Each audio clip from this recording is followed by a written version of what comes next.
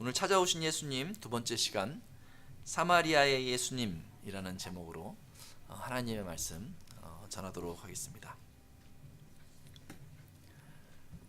지금 저기서 음악을 하고 있으니까 좀 웅성웅성 하잖아요.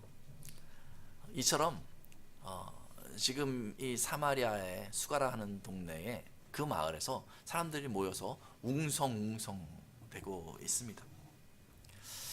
그리고 그 중심에는 한 여인이 있어요.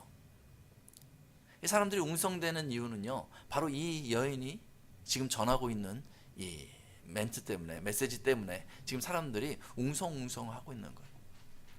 근데 이 여인이 뭐라고 이야기를 했냐면, 와서 보라, 이는 그리스도가 아니냐라고 전하기 시작했어요. 아마 그 동네 사람들은요, 이 그리스도라는 개념을 가지고 있었던 것 같아요. 이 그리스도를 기다리고 있었던 것 같아요. 그래서 이 여자가요, 와가지고 와서 보라, 내가 그리스도를 만났다. 지금 내 얘기를 듣고 보니까 이 그리스도가, 그 사람이 그리스도가 아니겠느냐, 어서 와서 한번 그 사람을 만나보라 라고 이야기하니까 사람들이 웅성웅성 되고 있었던 것 같아요.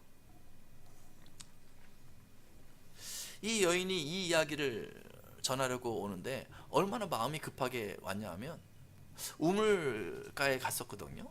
거기에 가져갔던 그 우물가에 그 물을 담을 물통도 그냥 거기다 놔두고 막 달려온 거예요.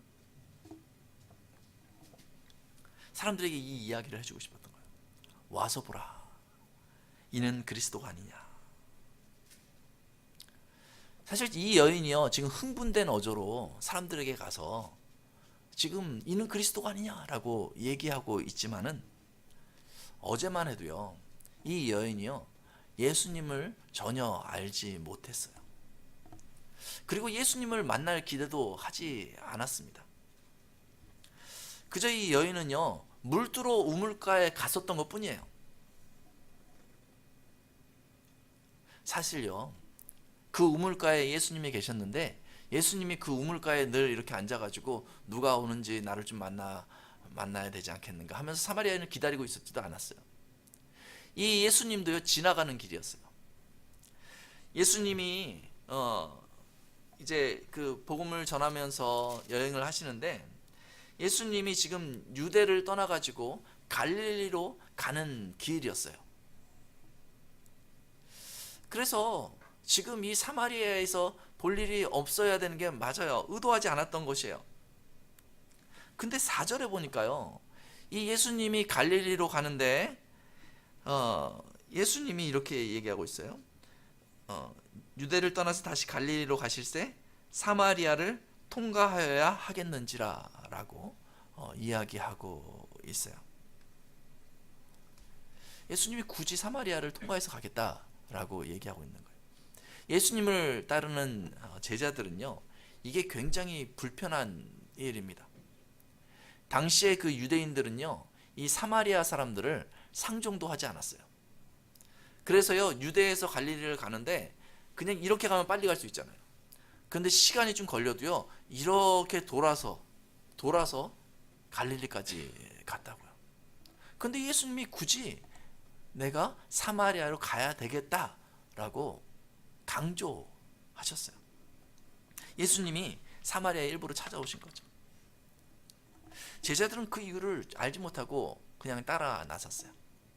이제 그 사마리아에 들어와서 수가라 하는 동네에 도착했습니다. 제자들은요, 먹을 거 사러 갔어요. 그리고 예수님 혼자 남았어요. 예수님도 피곤하셔가지고, 이 여행 중에 피곤하셔서 그 우물 곁에 앉아 계셨던 것입니다. 때가 6시쯤 됐다라고 성경에서 이야기하고 있거든요.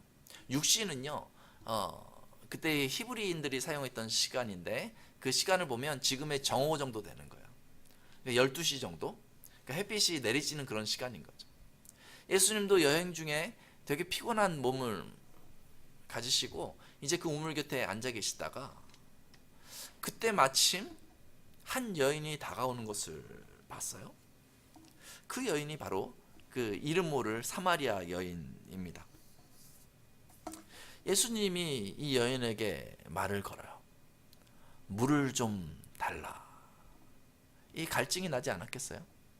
예수님이 물을 좀 달라. 이 낯선 동네에서 처음 본 여인에게, 물 길러 온 여인에게 물을 좀 달라 이렇게 요청하는 것입니다. 그럼 물을 주면 될 텐데 이 여인이 좀 쌀쌀맞게 대답을 합니다. 당신은 유대인으로서 어찌하여 사마리아 여자인 나에게 물을 달라 하나이까? 이렇게 대답을 해요. 좀 기분 나쁘지 않아요? 예. 이게 좀 무색하잖아요. 물, 뭐 다른 거 해달라는 것도 아니고 물 좀 달라고 했는데 굳이 뭐 이런 얘기를 꺼내면서 되게 좀 무색하잖아요. 저도 미국에 와가지고 어디 갔는데 그 약간 뭐 놀이기구 타는 뭐 그런 데였거든요. 그래서 그 점원한테 이거 뭐 얼마에 타야 되고 또 뭐 물어보고 딱 갔어요.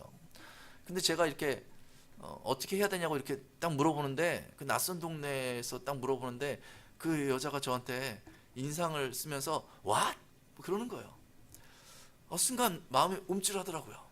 그래서 또 물어보는데 자꾸 what 하면서 3번이나 그러는 거예요. 제가 기분이 얼마나 나빴겠어요. 그 다음에 묻질 못하겠더라고요. 내가 발음이 나빠서 그런 건가? 아니면 내가 엉뚱한 걸 물어봐서 그런 건가? 내가 뭐 대단한 걸 말하지도 않았는데 왜 저렇게 반응을 하지? 하면서 굉장히 속상하더라고요. 지금 예수님이 대단한 거를 이 여자한테 말하지 않았잖아요. 그냥 물 좀 달라고 그랬는데 이 여인이 갑자기 보통 유대인들은 우리 사마리인들을 상종도 하지 않습니다. 이렇게 얘기를 하는 거예요. 기분이 굉장히 나빴을 수 있겠어요. 그러면 예수님이 이렇게 대답해야죠. 목이 너무 마르시면 나는 그런 유대인 아니라고. 사마리아인들 무시하는 그런 유대인 아니라고. 뭐 이렇게 얘기를 좀 설명하고 나 목이 너무 마르다고 물 좀 달라고 이렇게 얘기하셔야 되잖아요. 그러면 사마리아 여인이 그래도 좀 좋은 사람도 있나 보다 하면서 물도 줄 수 있지 않겠어요? 그런데 예수님의 대답이 이상해요. 늘 요한복음 4장을 읽을 때마다 이 예수님의 대답을 들으면 고개가 갸우뚱거려져요. 마치 동문서답하듯이 예수님께서 대답하시는 거예요. 여러분 여인의 입장에서 한번 잘 들어보세요. 10절 말씀인데요. 예수께서 대답하여 이르시되 내가 만일 하나님의 선물과 또 내게 물 좀 달라 하는 이가 누구인 줄 알았더라면 내가 그에게 구하였을 것이요 그가 생수를 내게 주었으리라. 예수님이 이렇게 대답하세요. 여러분 한 번 들어서 무슨 말인지 이해가 되십니까? 지금 예수님이 물 좀 달라 하고 사마리아 여인이 뭐 유대인이 그렇게 얘기하고 나니까 예수님이 설명하시는데 내게 물 좀 달라 하는 이가 누구인 줄 알았더라면 내가 그에게 구하였을 것이요 그가 생수를 내게 주었으리라. 이 여인이 혼란스러워서 갔을 것 같아요. 이게 무슨 말인가? 나에게 물을 달라고 해놓고 그 다음에 본인도 생수를 가지고 있는데 구하면 그 생수를 주겠다고? 물물 교환하자는 건가? 물하고 이렇게 교환하자는 말인가? 하면서 막 혼란스러웠을 것 같아요. 아니 그러면 물하고 물이면 각자 그냥 마시면 되는 거잖아요. 왜 그런 얘기를 하실까? 솔직히 나는 지금 갈증도 나지 않아서 그 물이 필요하지도 않는데 라고 생각할 수도 있어요. 누구길래 이런 이야기를 할까?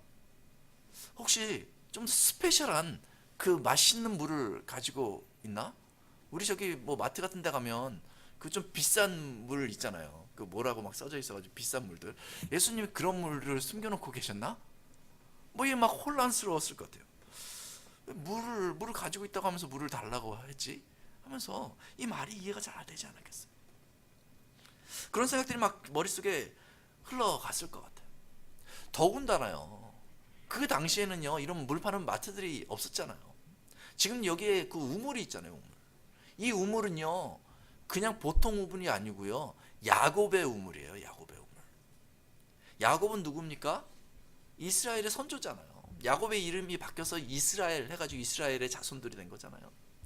그 야곱의 때에 가축들도 먹였던 정말 이 야곱의 우물, 이건 물만 좋은 게 아니고요 하나님의 그 복이 여기 있다라는 것을 암시해주는 그런 우물이라고요. 그리고 이 동네에서 오래 살아가지고 잘 알고 있는데 이 야곱의 우물 외에는요 다른 물 찾기가 쉽지 않은 거예요. 그리고 우물을 발견한다 할지라도요 우물이요 그냥 물그릇 가지고 그냥 이렇게 퍼서 마실 수 있는 게 아니잖아요. 물동이를 이렇게 내려야 되잖아요.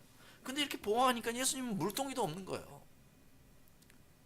그러면 그 예수님이 가지고 있는 그 물은 뭘까? 그 생수는 뭘까? 이게 되게 의아했던 것 같아요. 그래서 이 여인이 11절과 12절에 예수님께 물어봅니다. 같이 한번 읽어볼까요? 시작. 여자가 이르되 주여 물 기를 그릇도 없고 이 우물은 깊은데 어디서 당신이 그 생수를 얻게 사옵나이까? 우리 조상 야곱이 이 우물을 우리에게 주셨고 또 여기서 자기와 자기 아들들과 짐승이 다 당신이 야곱보다 더 크니까. 이 여자가 이렇게 물은 거예요. 물 기를 그릇도 당신은 없고 이 우물은 깊은데 어떻게 생수를 얻겠냐고. 또 이곳에 야곱의 우물이 있는데 이 하나님이 야곱에게 이 허락하신 이 우물인데 당신이 야곱보다 큰 자입니까? 그래서 하나님이 당신에게도 준 특별한 우물이 있습니까? 이렇게 물어보는 거예요. 이 여인은 말을 잘하는 것 같아요. 예수님의 약간 동문서답 같은 그 대답에도 흔들리지 않고 포인트가 뭔지 딱 잡아가지고 예수님한테 질문을 던지는 거예요. 예수님의 의도가 무엇이었는지.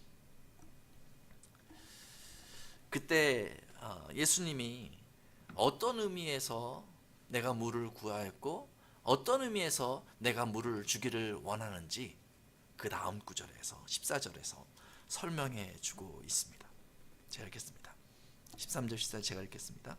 예수께서 대답하여 이르시되 이 물을 마시는 자마다 다시 목마르려니와 내가 주는 물을 마시는 자는 영원히 목마르지 아니하리니 내가 주는 물은 그 속에서 영생하도록 솟아나는 샘물이 되리라. 예수님이 그렇게 말씀하신 것입니다. 예수님이요 지금 물에 대한 이야기를 하고 있어요. 처음 들었을 때는요 예수님이 지금 똑같은 물을 가지고 얘기한다고 생각할 수 있거든요. 근데 예수님께서요 지금 말씀하시는 것은 이 물을 비유하신 거예요. 이 여인이 가지고 있는 이 물에 예수님이 가지고 있는 그 영생의 생수를 비유하신 것이에요. 그것을 지금 설명해 주는 거예요. 차원이 다른 물, 우리 육체를 위한 물이 아니라 우리 영혼을 위한 그 물에 대해서 예수님께서 말씀해 주신 것입니다. 이 물을 마시는 자마다 다시 목 마르려니와 이렇게 예수님께서 말을 꺼내 주셨습니다. 이 여인이 그러했어요. 이 여인에게 물이 필요합니다. 사람에게요 살아가려면요 물이 필요하잖아요. 물을 마셔야 되잖아요. 마시지 않으면 죽을 수가 있어요. 그냥 물을 한번 갈증이 나거나 이 물이 필요하다 느낄 때 한번 딱 마시면요 이게 계속 지속이 되면 좋겠는데 사람은 마셔도 좀 지나면 다시 물을 필요로 하게 되는 거예요.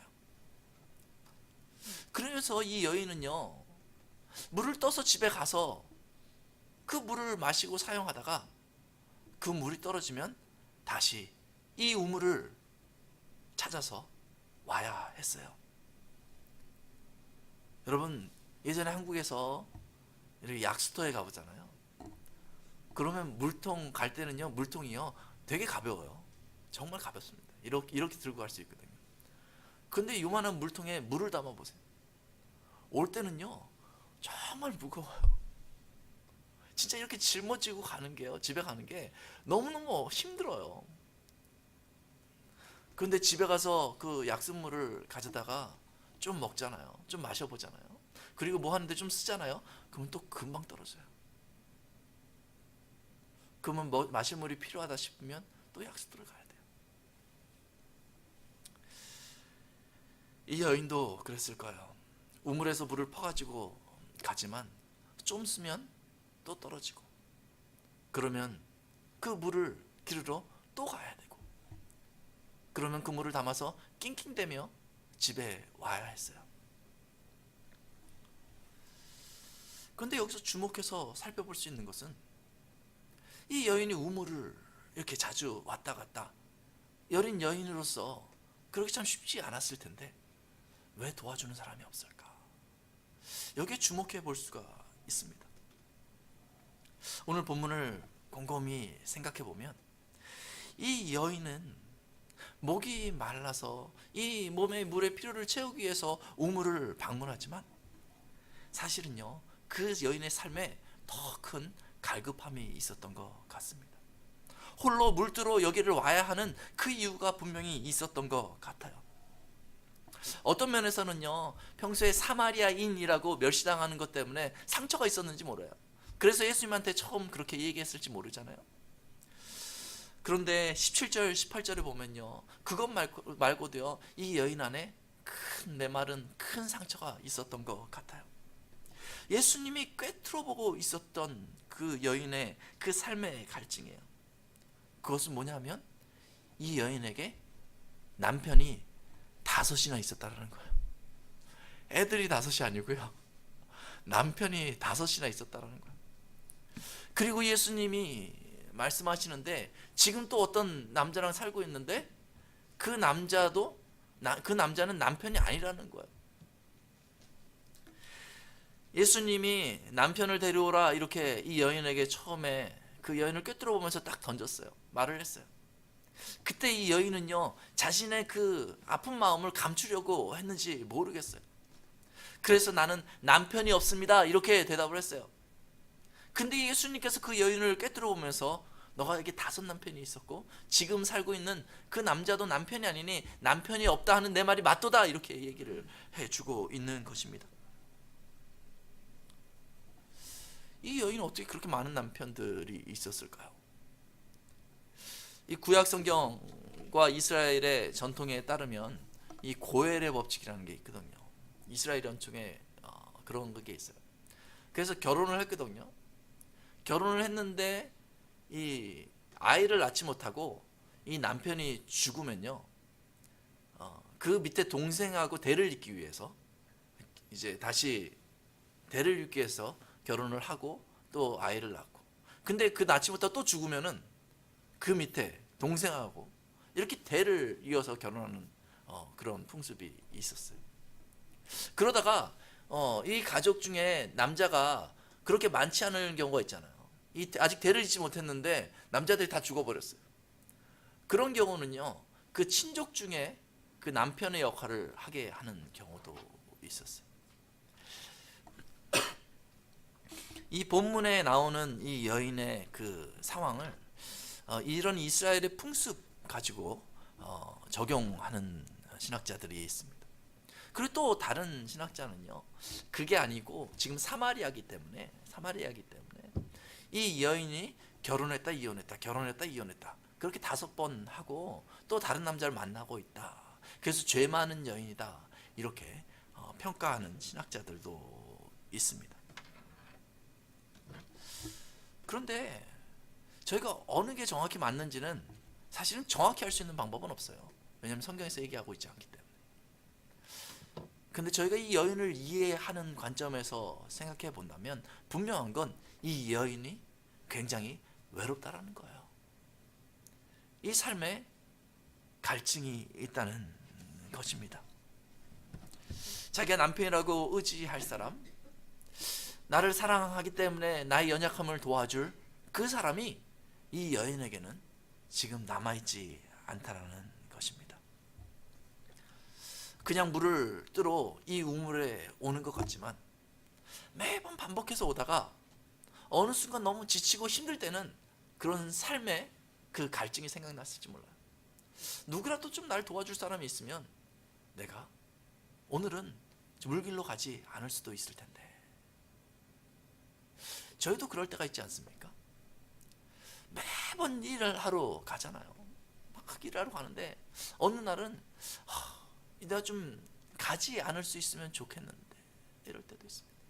매번 집에서 우리 주부들은 또 설거지 막 하잖아요. 그러다 어느 날은요, 늘 즐겁게 하다가 어느 날은요, 나를 좀 도와줄 사람이 있으면 좋을 텐데.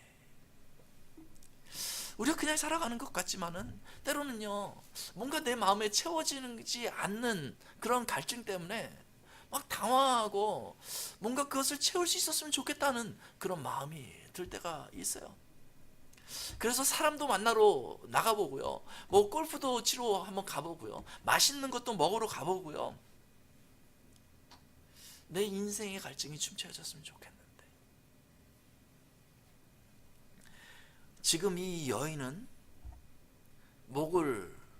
이 몸에서 요구하는 이 물을 채우러 왔지만은, 예수님은 이 여인의 인생의 갈증에 대해서 이야기해 주고 있는 것입니다. 그 갈증이 채워져야 되지 않겠냐.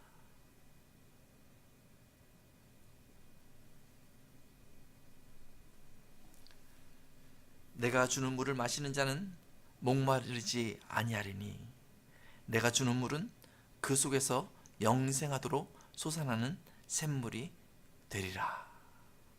예수님께서 이어서 말씀하시는 거예요. 영생하도록, 영원히 살도록 솟아나는 샘물이 되리라. 다시 그 갈증 때문에 허덕일 필요 없는 영원한 샘물이 되리라라고 예수님께서 말씀하셨어요. 이 여인이 그 말을 듣는 순간요, 예수님에 대해서 눈이 탁 떠졌던 것 같아요. 예수님이 말씀하시는 것은 물물 교환하자는 것이 아니고 다른 차원의 이야기구나. 예수님은 영생하도록 솟아나는 그 영혼의 샘물을 가지고 있구나 라는 것을 깨달았던 것 같아요. 이것이요, 육체적인 이야기가 아니고 영적인 이야기구나, 이것을 바로 분별해서 이 여인은 알았던 것 같아요. 그래서 15절에 여자가 이렇게 대답을 합니다. 주여, 그런 물을 내게 주사 목마르지도 않고 또 여기 물 기르러 오지도 않게 하옵소서.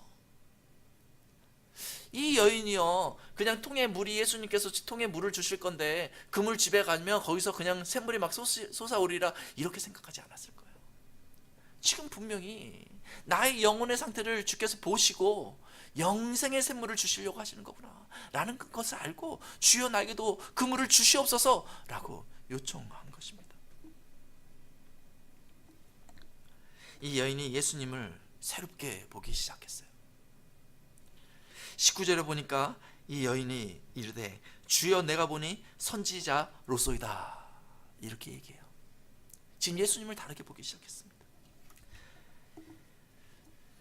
이 여인이 예수님의 말을 듣고요, 겉표면에 나타났던 그 물에 대한 이야기가 아니고요, 이제는 그 마음밭 깊은 곳에 숨겨놨던 그 내면의 그 갈증에 대해서 예수님한테 꺼내놓기 시작하는 거예요. 20절에 이렇게 질문합니다. 우리 같이 한번 20절 말씀 읽겠습니다. 시작. 우리 조상들은 이 산에서 예배하였는데 당신들의 말은 예배할 곳이 예루살렘에 있다 하더이다. 지금 어디로 주제가 옮겨져 갔어요? 예배로 옮겨간 거예요. 지금 물 얘기하고 있었잖아요. 그리고 사는 얘기하고 있었잖아요. 그런데 지금 주제를 이 여인이 끄집어냈는데 예배로 그 주제로 옮긴 거예요. 이 여인에게 그 갈급함이 있었던 거예요. 예배에 대한 갈급함이 있었던 거예요. 예배를 어디서 드려야 할 것인가, 이 주제를 꺼내는 그 이유는요, 바로 이 여인의 그 마음의 그 갈급함이 무엇을 향하고 있는 것을 분명히 보여주고 있는데 바로 하나님을 향하고 있다는 것입니다. 하나님을 만나고 싶습니다. 내가 이 땅을 살아가 봤는데 이 땅에서 나의 갈증을 채울 수 있는 사람이 아무도 없습니다. 내가 예배를 통해서 하나님을 만나고 싶습니다. 그 질문을 지금 예수님한테 하고 있는 거예요. 우리 인생을 살아가면서 보이는 표면적인 필요들이 있습니다. 그것을 위해서 우리가 열심히 살아가잖아요. 그것을 채우기 위해서 힘써 일하잖아요. 어느 날은 그것이 다 채워지기를 기대합니다. 그런데 채워지지가 않아요. 참 이상해요. 내가 그렇게 수고하고 지금까지 이런 결실들을 얻어왔는데 왜 채워지지 않을까? 나의 마음의 이 허한 마음은 뭘까? 사람들이 고민합니다. 그 허한 마음은 무엇입니까? 그 본질은 무엇입니까? 바로 우리 영혼에 대한 이야기예요. 사람은요, 이 육체와 영혼으로 이루어져 있습니다. 그렇게 살아가는 거예요. 우리는요, 우리 눈으로 이 육체의 일만 바라봅니다. 그런데 실은요, 항상 이 영혼의 문제가 우리의 마음을 휘어잡고 있다는 것입니다. 지금 이 여인은요, 이 육체의 문제를 가지고 있다가 지금 자신의 영혼을 분명히 살핀 거예요. 그래서 내가 하나님을 만나야 되겠다. 이제 내 삶에 그 허함과 갈증을 해결해야 되겠다. 그렇게 나아간 것입니다. 영혼의 갈급함은 하나님을 만날 때에만 해결이 됩니다. 그때 예수님께서 이 산으로도 말고 예루살렘으로도 예배하지 말라라고 얘기하시면서 23절에 어떻게 예배하게 되는지를 보여줍니다. 같이 23절, 24절 말씀 같이 읽겠습니다. 시작. 아버지께 참되게 예배하는 자들은 영과 진리로 예배할 때가 오나니 곧 이때라. 아버지께서는 자기에게 이렇게 예배하는 자들을 찾으시니라. 하나님은 영이시니 예배하는 자가 영과 진리로 예배할지니라. 아멘. 아버지께서는 참되게 예배하는 자들은 영과 진리로 예배할 때가 오나니 곧 이때라 라고 얘기하고 있습니다. 예배할 타이밍이 왔다는 것입니다. 사람이요, 하나님 앞에 어떻게 예배할 수 있습니까? 사람이 그냥 하나님 앞에 형식을 갖춘다고 그것이 예배입니까? 그렇지 않아요. 하나님 앞에 예배하려면요, 그 예배의 자격이 된 사람만 예배 드릴 수 있는 것입니다. 그래서 구약에서는요, 제사를 드렸던 거예요. 죄가 있는 사람들은요, 하나님 앞에 나아갈 수가 없습니다. 그래서 이 제사를 통해서 대속하며 하나님 앞에 나아갔던 거예요. 그러지 않으면 예배를 드릴 수가 없습니다. 지금 예수님께서 그 얘기를 하시는 거예요. 지금 이제 예배할 때가 왔다. 바로 이때라라고 얘기하고 있어요. 대속, 우리의 죄를 대속하실 예수 그리스도가 왔기 때문에 하나님 앞에 나아갈 수 있는 이때가 왔다라는 것을 예수님께서 선언해 주신 것입니다. 그리스도 되신 예수님께서 대속물 되어 주시고 그로 말미암아 우리의 죄가 덮어졌을 때 예수님의 이름으로 하나님 앞에 예배 드릴 수 있다는 것입니다. 이 여인도 그때를 기다리고 있었던 거예요. 25절에 여자가 이르되 메시아 곧 그리스도라 하는 이가 오실 줄을 내가 아노니 그가 오시면 모든 것을 우리에게 알려주시리라. 예수님께서 대답하십니다. 내가 말하는 내가 그라 라고 대답해 주십니다. 예수님을 통해서 하나님 앞에 예배할 때가 왔다라고 예수님께서 가르쳐 주시는 것입니다. 이 여인은 이제 모든 것이 풀렸어요. 이제 하나님 앞에 나아갈 수 있겠구나. 그 간절한 소망이 그 안에서 일어나게 된 것입니다. 메시아가 이제 왔구나.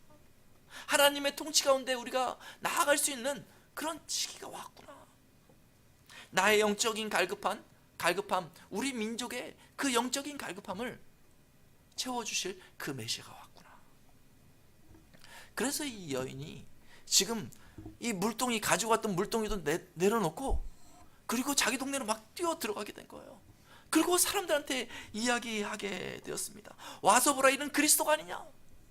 이것이 너무나 중요한 일이기 때문에 이 여인이 가져왔던 물동이도 내버려두고 가게 된 거예요. 지금 이 물을 퍼는 것이 중요하냐? 가서 그 이스라엘 백성들이 영적인 갈급함으로부터 해방되는 것이 중요하지 않겠는가 하면서 동네 사람들한테 뛰어가게 된 거예요. 사람들이 그 여인의 말을 듣고 예수님을 믿었어요. 그리고 예수님을 초대했어요. 예수님은 그곳에 이틀을 거하셨어요. 이 사마리아 유대인들이 외면했던 그 사람들이, 영적으로 갈급함이 극에 달했던 그 사람들이 이제 예수님을 만납니다. 그리고 영적인 갈급함이 채워져요. 예수님을 만나면서 하나님을 보게 됩니다. 영생하도록 솟아나는 그 샘물을 예수님을 통해서 마시기 시작했어요. 그리고 나서 이 사람들이 다음과 같이 고백합니다. 우리 4장 42절 말씀 같이 읽도록 하겠습니다. 시작. 그 여자에게 말하되 이제 우리가 믿는 것은 내 말로 인함이 아니니 이는 우리가 친히 듣고 그가 참으로 세상의 구주신 줄 알미라 하였더라. 아멘. 이 신앙 고백이 나와요. 신앙 고백이. 예수님을 만난 신앙 고백이, 우린 베드로의 신앙 고백만 기억하잖아요. 근데 이 사마리아, 소외됐던 사마리아 사람들 틈에서 이 고백이 튀어나오는 것입니다. 이젠 이 여인을 통해서 아니라 우리가 만난 그 예수님, 이분이 우리의 구주신 것을 내가 믿노라. 나의 그 갈급함이 해소되어지기 시작했다는 것을 고백하게 된 것입니다. 예수님은 바로 이 사마리아인들을 만나러 오셨습니다. 제자들은 그 계획을 몰랐지만 예수님은 이 사마리아에 올 때 이 소외된 사람들을 만나러 오셔서 그들에게 생수를 제공하시고 하나님을 만날 수 있도록 길을 인도하시기 위해서 이 사마리아에 들리셨던 것입니다. 우리에게도 이렇게 예수님이 찾아오셨습니다. 우리의 가장 연약한 부위를 모른 척 하시는 것이 아니라 그 부위에 대해서 예수님께서 아시고 찾아오셨습니다. 그리고 손을 내미십니다. 내가 주는 이 생수를 마셔라. 그런데 어떤 사람들은요, 여전히 자기가 들고 있던 이 물동이에 대한 미련을 버리지를 못합니다. 잠깐 내려놨다 다시 잡을 수 있잖아요. 그런데 이 물동이에 그 마음이 있어서 예수님의 그 음성이 들렸음에도 불구하고 하나님 앞에 나아가지 않습니다. 내면에 깊은 갈증이 있었음에도 불구하고 아니야, 이 갈증은 지금 내가 이 물을 마시지 못해서 그럴 거야 라고 스스로 위안하고 지나갑니다. 계속해서 우물을 찾아와요.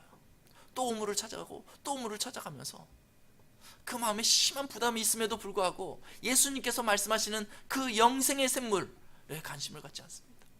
하나님께 나아가지 못합니다. 허전한 우물 얘기만 계속하는 거예요. 저희가 교회에서 이렇게 모이는데도요, 모여가지고 이 우물 얘기만 하는 경우가 너무 많습니다. 우리 이 땅에서 살아갈 육체적인 필요에 대해서만 계속 얘기를 하는 거예요. 그런 이야기도 필요하죠. 그런데 우리가 영생의 샘물을 마실 때에는 잠깐 그것을 내려놔야 될 거 아니에요. 하나님이 나를 어떻게 만나길 원하시는지 알기 원하면 잠깐 내려놓고 하나님 앞에 나아가야 될 거 아니에요. 그런데 그걸 하지 못할 때 참 안타까움이 있습니다. 왜 갈급해하면서 하나님 앞에 나아가지 않고 계속 물동이만 붙들고 있는가?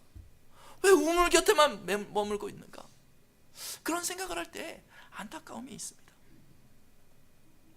오랜 신앙생활을 했는데 하나님의 공급을 알지 못합니다. 하나님을 여전히 알지 못합니다. 내 갈증을 어떻게 해결해야 될지 그 방법을 알지 못합니다. 그러나 어떤 사람들은 이 물동이를 잠깐 내려놔요. 그리고 하나님을 찾습니다. 하나님, 주께서 보내신 그 예수님, 내가 마음으로 영접하고 하나님의 은혜의 보좌 앞에 나아갑니다. 주님, 내 영적인 이 허전함 하나님 채워주옵소서.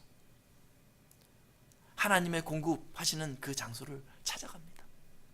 예배에 나오기도 하고 또 말씀을 나누기도 하고 기도를 하기도 하고 하나님 앞에 조용히 그 시간을 갖기도 하고 예수님의 이름으로 하나님 앞에 서고자 애를 씁니다.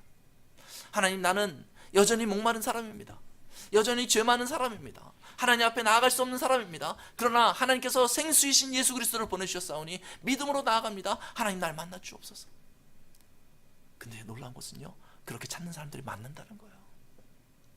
이 교회에 있다 보면요, 그 생수를 먹는 사람들이 있다는 것입니다. 그 생수를 마실 때 삶이 변하는 사람이 있고요, 그 생수를 마실 때 너무나 마음에 기쁨이 있는 그 사람들을 보게 돼요. 아직 물동이에 물이 들어있지 않은데 여기에 관심이 없어져요. 내가 이 생수를 채워서 내 영혼의 갈급함을 채우고 나서 그리고 이 물동이를 채우리라.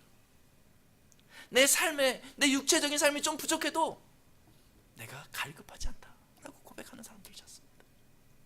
그런 변화가 일어난 사람들은 이 사마리아 여인처럼 사람들을 찾아갑니다.